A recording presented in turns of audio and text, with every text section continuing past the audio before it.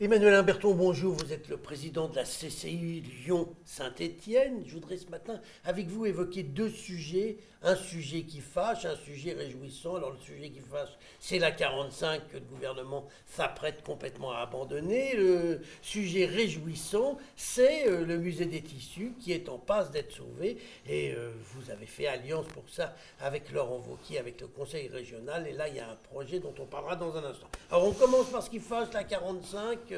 Alors là, pratiquement, c'est foutu. Alors, je ne suis pas encore complètement fâché et je pense que le sujet n'est pas complètement fichu parce que c'est simplement un rapport à qui on fait dire des choses qui ne sont pas tout à fait exactes. D'abord, il faut tordre le cou à une rumeur. En aucun cas, le rapport Duron souhaite ou ne préconise d'abandonner l'A45. Ce n'est pas de ça dont il s'agit et la DUP est toujours valable. C'est un rapport, et vous savez, Monsieur Angel, des rapports, il y en a beaucoup qui ont fini directement là où vous savez. Et donc le sujet, il n'est pas là. Il est que la représentation nationale va maintenant s'emparer de ce sujet et que le gouvernement va faire des propositions à partir de ce rapport qui, si vous l'avez bien lu, dans un de ses nombreux paragraphes, imagine l'hypothèse où effectivement l'A45 pourrait se faire. Et donc, tout n'est pas perdu. Enfin, il y a une ligne sur un rapport qui dit qu'il faudrait mieux requalifier la 47 que la 45, quand même. C'est plus qu'une ligne. C'est si, au conditionnel, on parle si la 45 devait se faire, à ce moment-là, il faudrait voir et se pencher sur l'arrivée sur Lyon. Et donc, sur notre position, elle est simple. Aujourd'hui, les débats, c'est terminé. Ça fait 23 ans que ça dure. 2 présidents de la République sont venus, un concessionnaire a été nommé. Donc nous, en ce qui nous concerne, le monde économique, on ne réouvrira pas la boîte de Pandore. Ça suffit comme ça, on a suffisamment perdu de temps. Emmanuel Imberton, vous dites le monde économique. Vous oubliez que dans le monde économique, l'agriculture en fait partie. Or, les agriculteurs, eux, ils sont contre ce projet.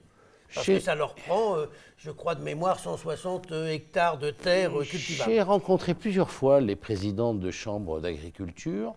Et je ne suis pas aussi convaincu que vous qu'il y ait un nom formel parce que la mise en place d'une autoroute peut leur apporter un certain nombre de choses, notamment l'eau. Et ils sont très attachés à l'eau. J'ai eu beaucoup de discussions avec les agriculteurs et je ne suis pas aussi sûr que vous sur ce sujet. Bref, aujourd'hui, tout le monde le sait, il n'y a pas de solution alternative à la 45. Et pourquoi requalifier ? Tous ceux qui sont contre la 45 le sont au nom d'intérêts particuliers. Parce qu'ils préfèrent l'intérêt particulier à l'intérêt général. Moi, je défends l'intérêt général avec le monde économique et je n'ai jamais vu l'ombre d'une proposition de, par exemple, requalification de la 47, dont on sait que ça coûtera plus cher que la construction d'une nouvelle autoroute. Oui, mais on n'utiliserait pas de nouvelles terres. Et puis ça arriverait directement au centre-ville, alors que la 45 aujourd'hui, vous le disiez tout à l'heure, il faudrait réfléchir à son arrivée dans Lyon, et là, ça coûterait très cher. Voilà, alors ça, on va le regarder parce qu'on nous dit la métropole de Lyon, elle est contre la 45. Le ministre de l'Intérieur, à l'époque, était contre la 45. Ça aussi, ce n'est pas la vérité. David Kemmerfeld est venu devant l'Assemblée générale des élus de la CCI Lyon-Saint-Étienne Métropole. Et il a dit oui, mais. Alors, entre non et oui, mais, moi, je fais une différence. Le mais, c'est l'arrivée sur Lyon. Il faut donc maintenant, ça, on y est ouvert, travailler pour proposer des solutions sur l'arrivée sur Lyon. Alors, on va prendre une initiative forte. On va réunir dans les jours qui viennent tous ceux, quelle que soit leur origine, qui sont à nos côtés pour la défense de la 45.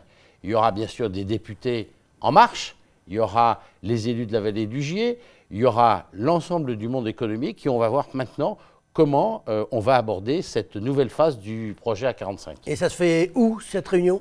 Eh bien, elle se fera sans doute à la CCI de Saint-Étienne. À la CCI de Saint-Étienne. Avant de nous quitter, juste un tout petit mot sur le musée des tissus, parce que là, vous êtes content, ouais. Ça se passe bien. Il va fermer pour les travaux. Combien de temps et il sera prêt quand ?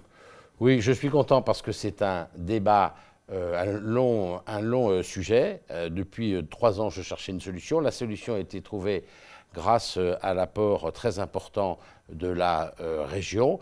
Et je pense qu'une fois que les travaux seront effectués, et les 30 millions injectés dans ce projet, nous aurons une formidable cité du textile. Eh bien, rendez-vous quand ça va ouvrir. Je pense que c'est d'ici 2020. Emmanuel Imberton, je vous remercie.